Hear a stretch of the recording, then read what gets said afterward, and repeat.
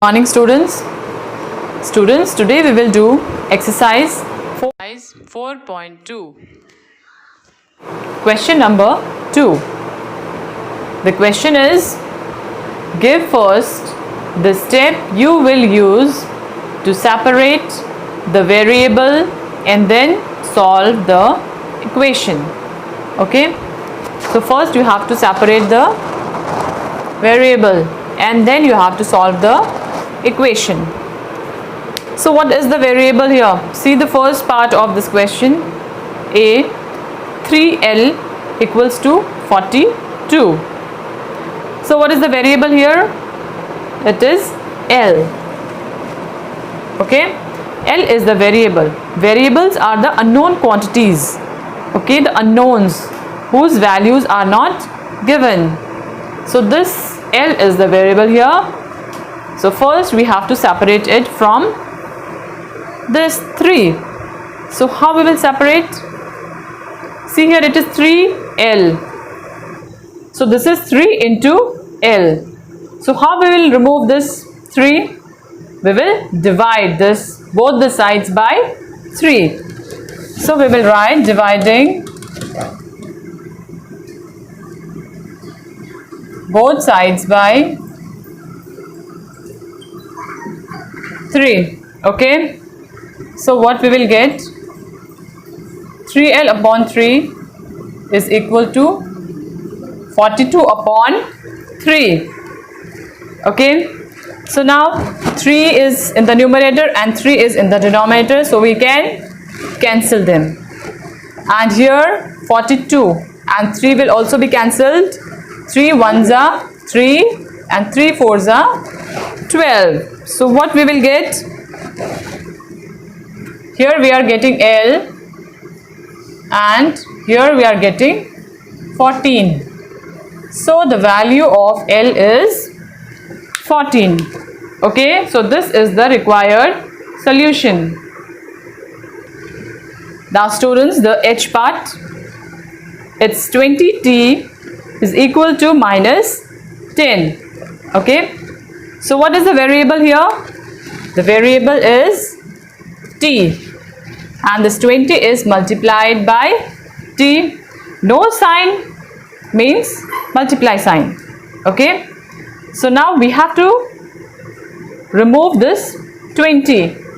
Okay, to separate the variable we have to remove this 20. So to remove this, what we will do? We will just divide by 20 here and by the same number divide the RHS also. So we will write dividing both sides by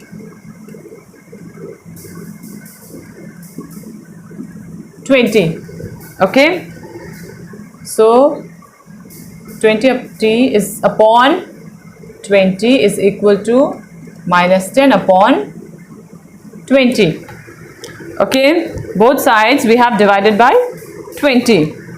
So now here 20 and 20 will get cancelled and here 0 and 0 cancel.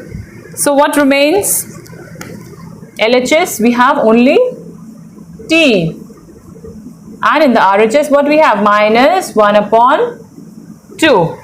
Okay, so t is equal to minus 1 upon 2 is the required solution. So I hope both the parts are clear. Now students, the C part, it's p upon 7 is equal to 4. Okay, so what is the variable here? The variable is p. Okay, because it is unknown, we do not know its value, so this is the variable. Okay, now we have to solve this equation. So first we will separate this p. Since p is, see, it is divided by 7, so first thing is to remove this 7. Okay, we have to remove this 7.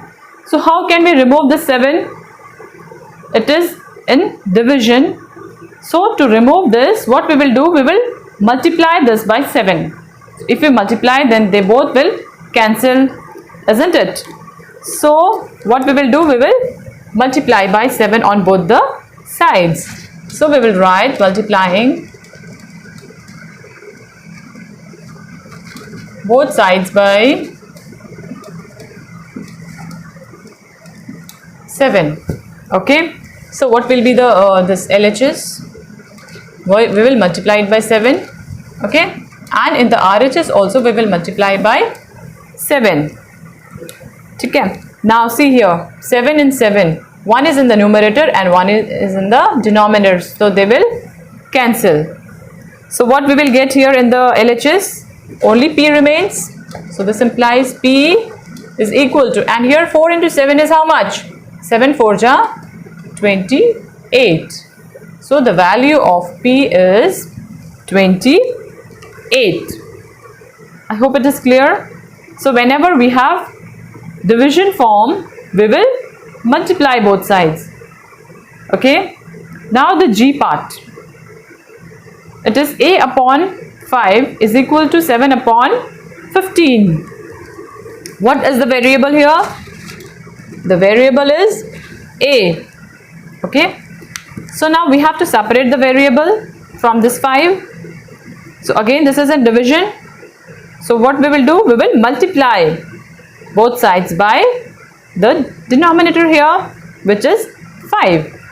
So what we will do is we will multiply both sides by 5. So we will write multiplying both sides by 5. So what we will get? See here, we will multiply this LHS by 5 and the RHS by also 5. So what happens? See, 5 numerator and 5 is in the denominator, so we can cancel them. Okay, so what remains in the LHS? Only A is left. So A then equal to, now here 5 and 15 will be cancelled. 5 ones are 5 and 5 threes are 15. Okay, so now 7 into 1 7 and divided by 3. Only 3 is left in the denominator, so 3 in the denominator. So what remains? A equals to 7 upon 3. So this is the required solution. Okay, so I hope these two parts are also clear. So in case of division, just remember that we have to multiply. Okay, so students, I have shown you 4 parts of question number 2. The remaining parts you can do in your rough notebooks. You can practice yourself, and if any doubt anywhere, you can just ask me. And just remember that in case of multiplication, you have to divide, and in case of division, you have to multiply. So I hope the concept is clear to all of you.